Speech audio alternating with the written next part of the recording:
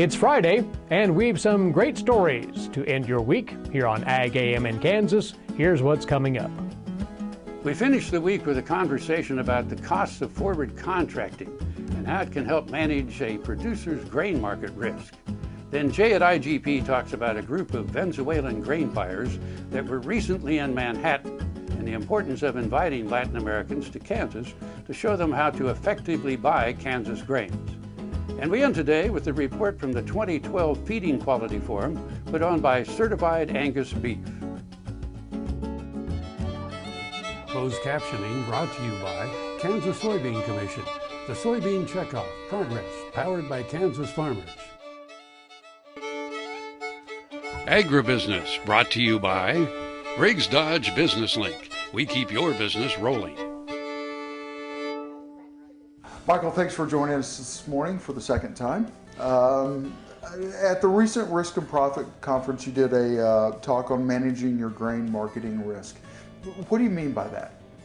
Well, the topic of managing risk in marketing of any commodity is a large one. So we kind of boiled it down to a research project looking at the cost of forward contracting for your grain. And so that was more the specific issue that we were trying to cover. What we looked at was a variety of grain elevators across the state of Kansas. We had about 19 locations, and we had about 10 to 11 years worth of data that we were able to summarize on forward contracts for wheat. And what was basically the summary that you kind of concluded to, I guess, would be easy to ask? Sure. Relative to hedging on your own, the cost of a forward contract really is something that is meant to cover the risk associated with the elevator giving you a set price for your grain come harvest, and then they have to turn around and hedge that position in the markets. And so we expect them to build in a risk premium to the implied basis on that forward contract that covers their risk. And what we've seen is that since the fall of 2007, when the recession started and commodity markets really started to become more volatile, is that we've seen basis become more volatile as well. And so the corresponding risk and therefore cost of forward contracts to the grain elevators has gone up.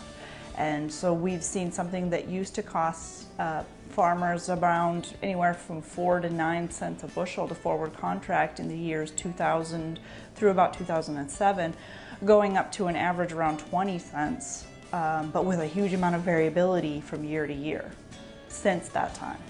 Well, I know the basis was a huge issue 2 years ago. Looking at that, is that something that you think has stabilized over the long term?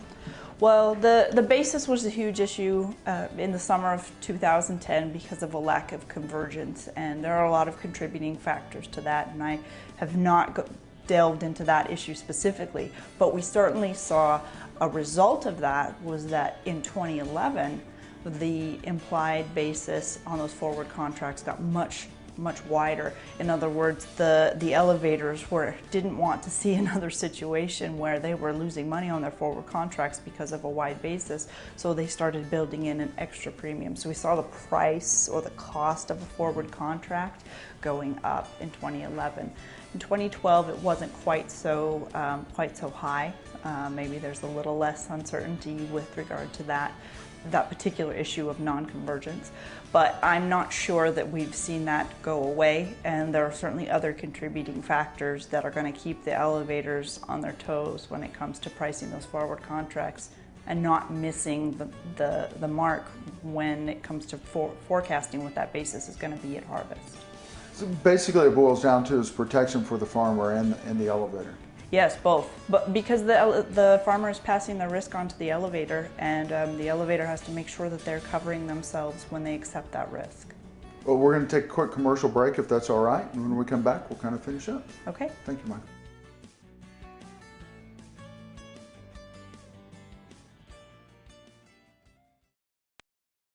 The Kansas State University College of Veterinary Medicine is a leader in food animal research and education.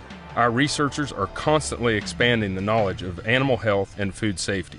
Through the Veterinary Health Center and the Kansas State Veterinary Diagnostic Lab, we provide practical services for animal producers. Home of the Beef Cattle Institute, the college is committed to animal welfare training and research. The Kansas State University College of Veterinary Medicine, knowledge and service for the future of animal production.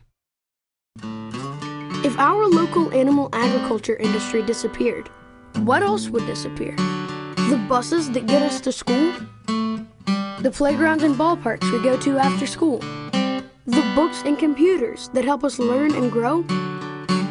Animal agriculture provides millions of dollars in tax revenue that pay for our school improvements, that pave the foundation that will build our future. A message from U.S. soybean farmers and their checkoff. Now another gardening tip with Annette Jackson. Fall is the best time to plant trees and shrubs for optimum plant growth next year. Always use Fertilome Root Stimulator when transplanting for better root development. Fertilome tree and shrub food should be applied now on all your existing trees and shrubs. Our fall shrub clearance is going on now. Choose from over $20,000 in new stock and save 25, 33, up to 40% at Jackson. Soil is the life of a farm, and for 25 years, SureCrop Liquid Crop Nutrition has helped growers produce abundant quality crops while preserving and improving the soils they steward. SureCrop offers complete soil and plant analysis with cropping recommendations, delivery direct to your on-farm storage, and quality crop nutrition custom blended for your field. Choose SureCrop for the assurance of excellence for your soil. Call today or visit their website for more information. Agribusiness, brought to you by Tarwater Farm and Home. Come on by, we'll treat you like family. Thank you for staying with us this morning. When you're forward contracting, is it a win-win situation, or does someone have to lose in this? I mean, the farmers got the grain, they're trying to get it sold, the elevator's taking it and hoping that they also turn a profit on it.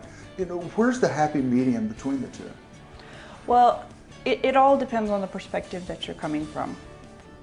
The advantage to forward contracting for the producer is that they're able to lock in a price for their grain, and they don't have to worry about basis risk or price risk. In other words, they sleep well at night once they've priced their grain pre-harvest.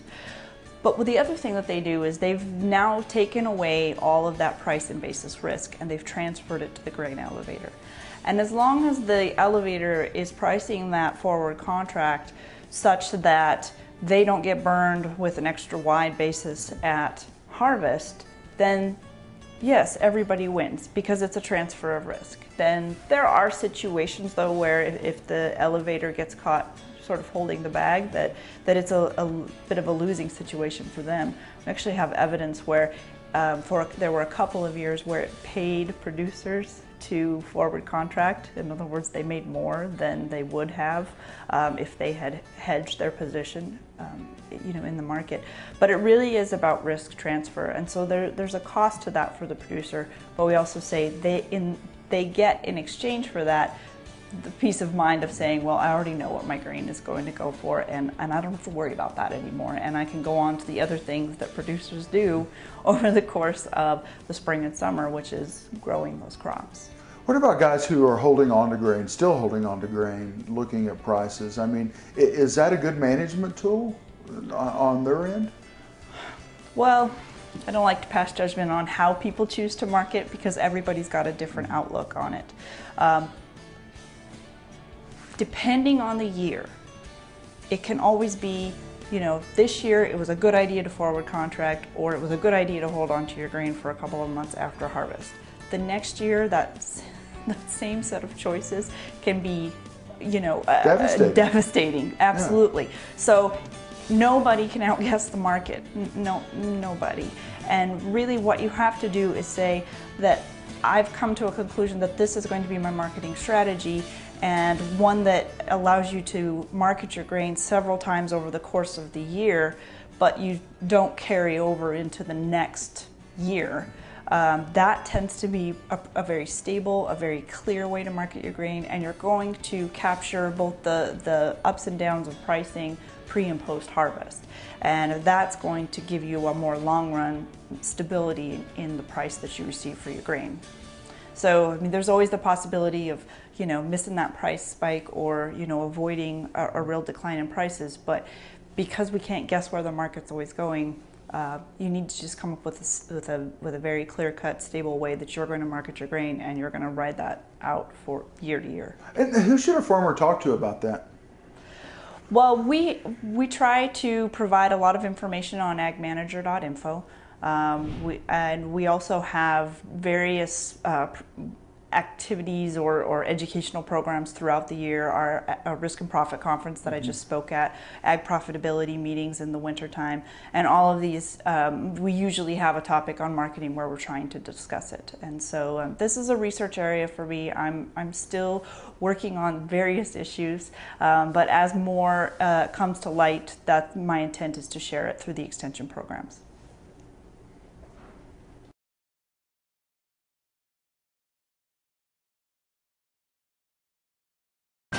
Here in Dallas, we're proud that our vehicles use an advanced biofuel called biodiesel. It's made from renewable resources like soybean oil, canola oil, even recycled cooking oil. This year, biodiesel will displace almost 1 billion gallons of fossil fuel nationwide. Our air is cleaner, our economy is stronger, and America's more energy independent. It's working here, it can work in your community. Biodiesel, America's advanced biofuel. Saddle up and head on down to Roy Fry Western Lifestyles, the finest complete Western store in Northeast Kansas. Look your Western best. Select from 3,000 pairs of boots, Western home decor, and accessories. Near the corner of Highway 24 and Kansas Avenue. Open till 6 during the week, 9 to 5 on Saturday and Sunday, noon till 4. Or you can always shop online. Western people serving your Western lifestyle. Roy Fry Western Lifestyles. If your company relies on business vehicles, it all comes together with Briggs Dodge Business Link with business vehicle financing. Business Link is a no-cost membership with advantages such as extended service hours, a dedicated staff, free loaners, shuttle service, and much more. It's about more than being in business. It's about doing business better, smarter, and more efficiently. Briggs Dodge Business Link is custom made for you. Call Briggs Dodge and let them show you how Business Link can help your business. Nobody gives you more ways to play and more reasons to stay than Prairie Band Casino and Resort. 3 great restaurants, Players Club benefits, plus an award-winning golf course. Go for it. You'll find something new and exciting every day, just north of Topeka off Highway 75. Prairie Band Casino and Resort. Go for it! Valley Vet Supply is devoted to providing information and professional quality products at reasonable prices. Valley Vet Supply. Agribusiness brought to you by Kansas Soybean Commission. The Soybean Checkoff. Progress powered by Kansas farmers. Jay, thank you for joining us this morning. We're at IGP today, and Venezuelan group is in town learning how to buy grains, not only U.S. grains. We're hoping they buy U.S. grains, of course, but grains across the world. How important is it as Latin America continues to grow and their buying power continues to grow to invite these people into the U.S., especially in Kansas, and teach them how to buy grain? It's critically important. One, Latin America is geographically close to us. So it's kind of our first tier market. Being geographically close to us, they are the people we should be able to reach first and foremost with our exports. So corn, soybeans, sorghum, and the co-products, very, very important market. Well, as their markets continue to open up and continue their ability to buy more and more products from the U.S., long term, the role that Latin America is going to play in grain farmers, I guess, ability to continue to farm. Yes, again, these are very important markets. They're at our front door, and they're markets that we have to service and make sure that we continue to show them that we have readily available commodities. We're not about to export, put in export controls or embargoes. They have ready access to good quality grain from the United States, because we also have a growing influence from Argentina and Brazil into those markets. So it's something we have to work on. Quality being an issue that I'm assuming that in the class you guys touch on, buying better grains at maybe a little higher price and lower quality grains at a lower price. Yes, we're talking about how you can buy good quality grains, how you can write a good contract if you want number 2 yellow corn, or if you want good soybeans or soybean meal, how you just can construct your contract to protect what you need to buy, and while at the same time trying to buy just what you need and not more than you need, so that you can also control that price component. Why IGP? Why would IGP put on a class like this? Well, it's what we do. It's what we're known for doing.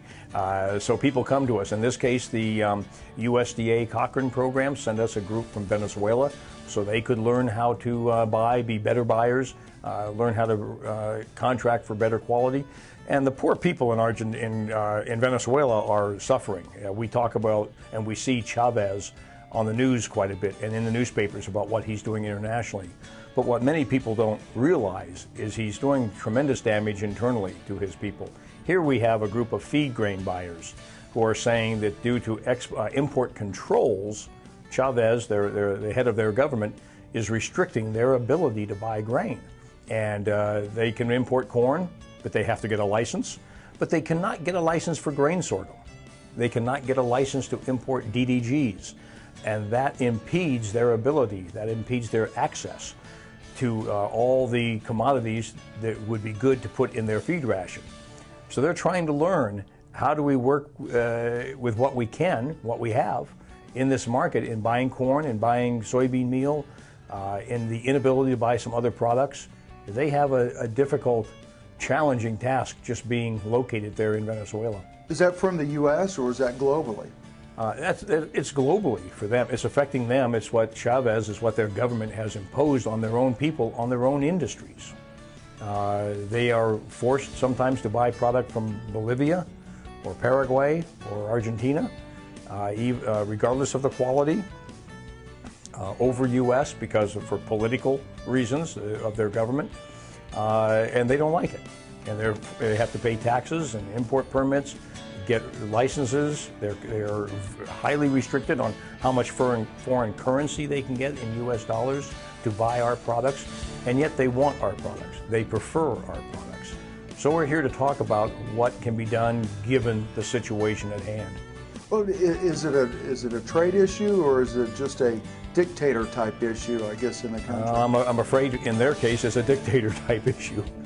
Well, although he's an elected official, I don't want to go on record and call him outright a dictator, but it's a political issue within their country. And of course, Chavez was democratically elected, but he is imposing his will on a lot of the population in ways that's doing harm. Nobody gives you more ways to play and more reasons to stay than Prairie Band Casino and Resort. 3 great restaurants, Players Club benefits, plus an award-winning golf course. Go for it! You'll find something new and exciting every day, just north of Topeka off Highway 75. Prairie Band Casino and Resort. Go for it! Here in Dallas, we're proud that our vehicles use an advanced biofuel called biodiesel. It's made from renewable resources like soybean oil, canola oil, even recycled cooking oil. This year, biodiesel will displace almost 1 billion gallons of fossil fuel nationwide. Our air is cleaner, our economy is stronger, and America's more energy independent. It's working here, it can work in your community. Biodiesel, America's advanced biofuel. Tar Waters has what you need for all seasons for around the farm and home. Working, hunting, growing, feeding, snow removal, even fun for the kids. And a service department with experienced techs to help keep your equipment in top running condition. Tar Waters has a huge selection and the best prices. Tar Water Farm and Home, family owned and operated since 1978. They have what you need. Soil is the life of a farm, and for 25 years, SureCrop Liquid Crop Nutrition has helped growers produce abundant quality crops while preserving and improving the soils they steward. SureCrop offers complete soil and plant analysis with cropping recommendations, delivery direct to your on-farm storage, and quality crop nutrition custom blended for your field. Choose SureCrop for the assurance of excellence for your soil. Call today or visit their website for more information. We'd remind you to check us out on the radio side for agricultural information from Kansas State University on Agriculture Today. Find it on the web at ksre.ksu.edu.